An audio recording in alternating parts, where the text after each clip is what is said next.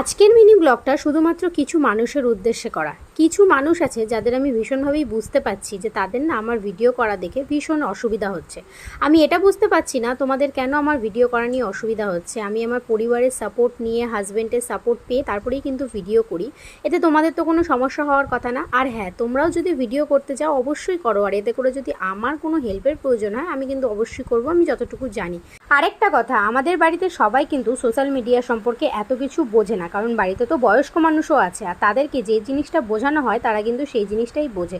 আর তাদেরকে কিন্তু বারবার করে এটাই বোঝানো হচ্ছে যে সোশ্যাল মিডিয়া মানে খারাপ। তো তোমরা নিজেরাও ভালো করে জানো যে সোশ্যাল মিডিয়া মানে কেমন, ভালো খারাপ সবটা তো অবশ্যই আছে, তবে যে যেইভাবে সোশ্যাল মিডিয়াতে কাজ করে, আর তোমরা সেটা কিন্তু ভালো করেই জানো যে আমি কাজটা কিভাবে করি।